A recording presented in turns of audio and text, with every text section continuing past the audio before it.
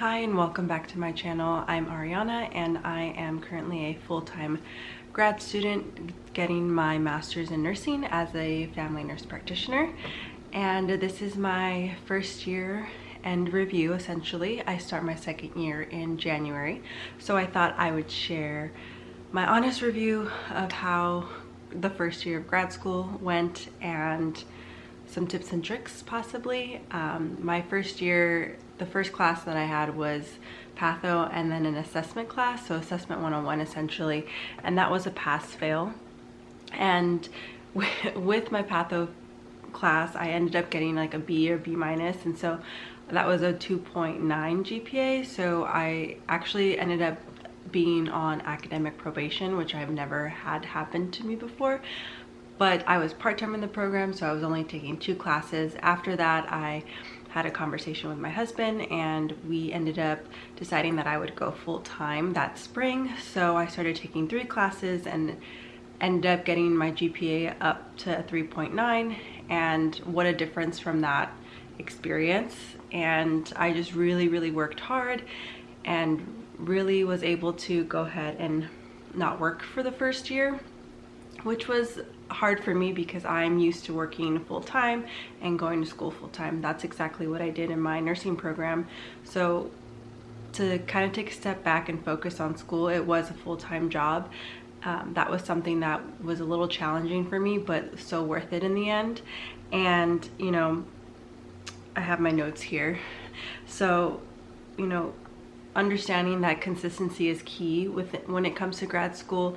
And usually in grad school, your professors expect you to have everything done within the first week. So usually on Canvas, your classes will be available a week before the semester starts, and they expect you to have all of the work done and the readings completed before that first day of class, so we can go ahead and get started. So my advice for anyone who is working full-time or part-time is that you really get ahead of schedule if possible. I know life can be very demanding with all of our outside activities, but when it comes to school and full-time, that's something that you want to prioritize.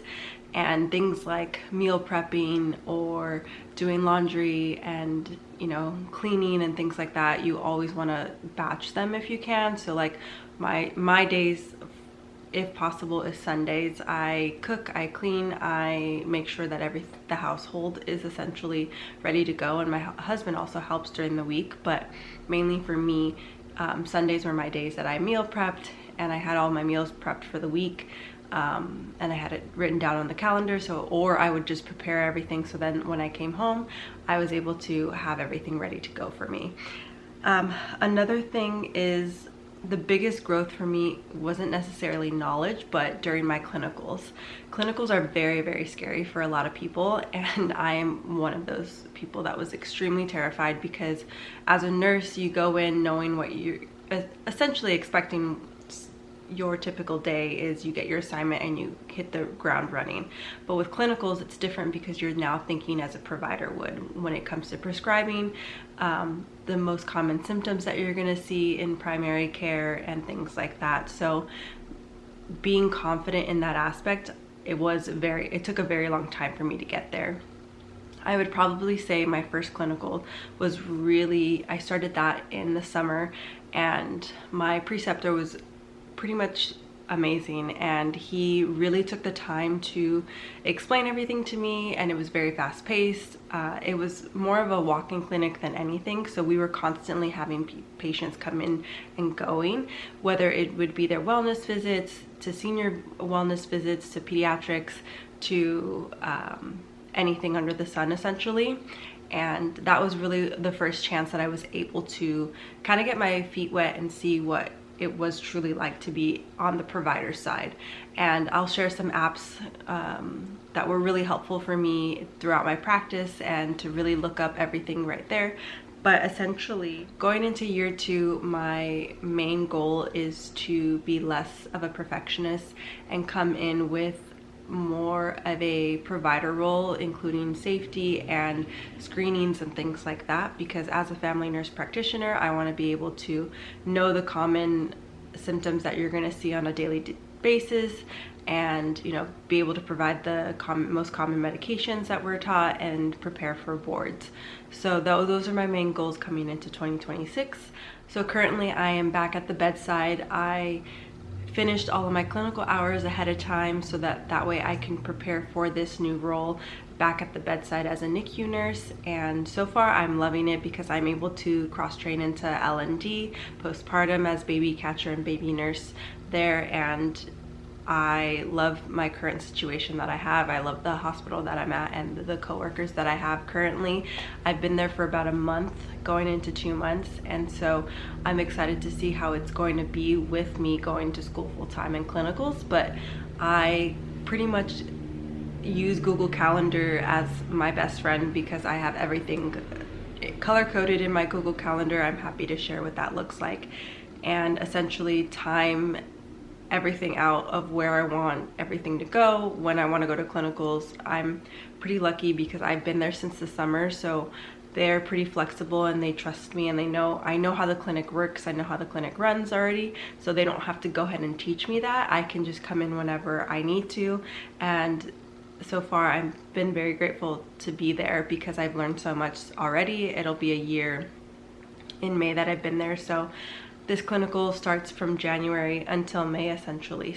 And overall, I think mainly is the key takeaways from this year are Quizlets. Those really help with exams. The study guides that they provide really do help, and just try to focus on one concept a week essentially, or a day. Because you're having exams every 2 weeks or 3 weeks, you really have to stay on top of the content, and I try to get ahead as much as possible. I know that's easier said than done, but it truly helped me this semester because I was able to go to my orientation job and for 2 weeks and not stress about assignments or clinicals.